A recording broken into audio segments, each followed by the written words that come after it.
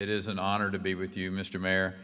Pleasure to be in your city and this fabulous old school, but a school that continues to make a difference in people's lives. And so many young Texans have come through the halls of this auditorium and not realizing from time to time the great heroes that came before them. The people who we honor today, and Pedro Cano. It's Aaron. It's hard to believe it's been 2 years since we honored Freddie and present that Medal of Honor to that most extraordinary young man and for his valor in the Vietnam War. I was thinking as we were coming down that. Maybe a new nickname for Edinburgh, the hometown for heroes.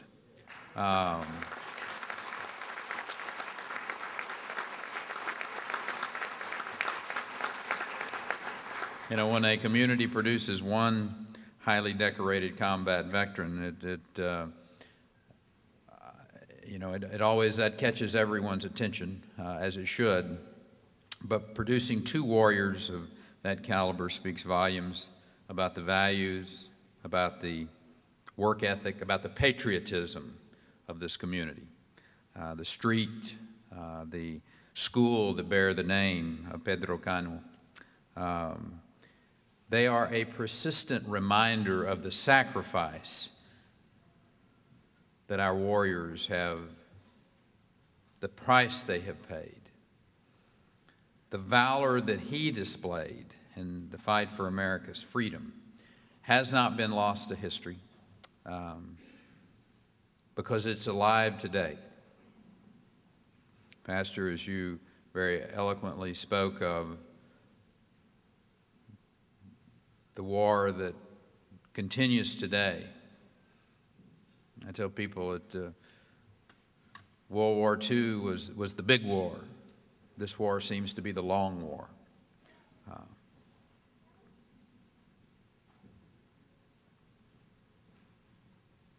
The history of Pedro is alive today in the faces of young men and women who are serving halfway around the world. A new generation of warriors who are defending freedom. Our nation is blessed by that greatest generation that repelled the onslaught of the Axis powers in World War II. And now we have another greatest generation serving in our military today. And I've had the great privilege to meet them in military installations all across this country.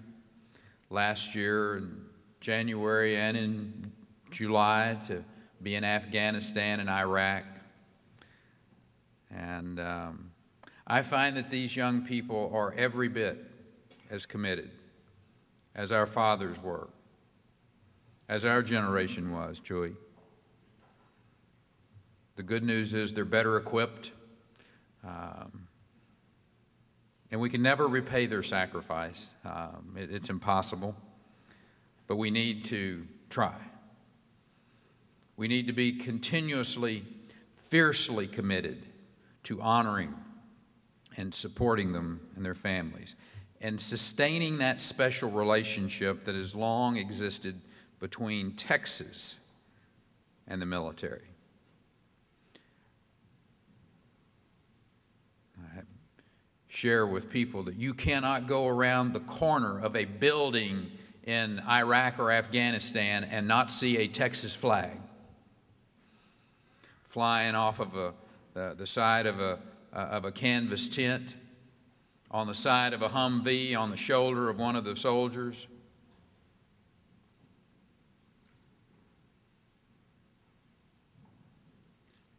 And like Pedro, when he came home, many of those Texans are returning from combat zones with wounds. Some that are visible, some not so visible. And as benefactors of their sacrifice. We all have a role in ensuring that our veterans are smoothly transitioning back into civilian life.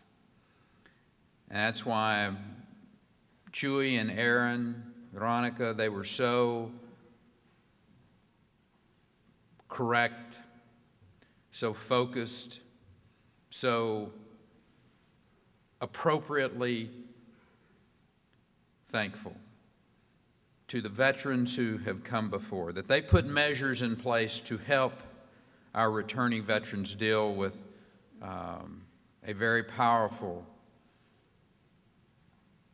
affliction called PTSD, post-traumatic stress syndrome, those traumatic brain injuries that occur all too often in this war that we fight today.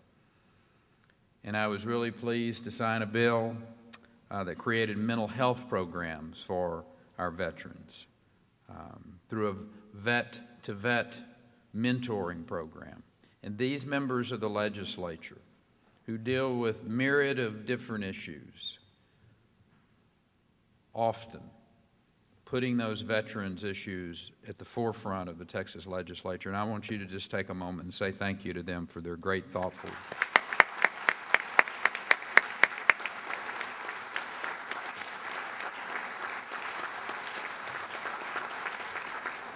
They put dollars in our state budget to help these veterans both be able to access the VA programs. What we found, and some of you may have run into this, we had a long waiting list at some of our VAs so that our veterans were, upwards of 4 months before veterans were being able to access services.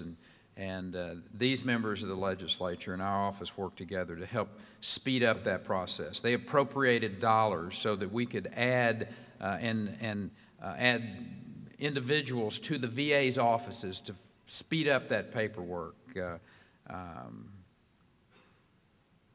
the kind of thing we do in Texas. We respect our veterans' sacrifices. We support them. We are obligated to support our veterans, their families. As a matter of fact, we are honored to do so. Aaron, I want to say a special thanks to you for your efforts. I think you very eloquently shared your passion for not only your job as state representative, but to honor the citizens who have asked you to go to Austin to represent them. And the resolution that he passed tells a powerful story of this young man who left this beautiful town to defend his adopted country. He achieved far above and beyond the call of duty. For his valorous actions as the Allied forces pushed through Germany, actions that put his life at great jeopardy.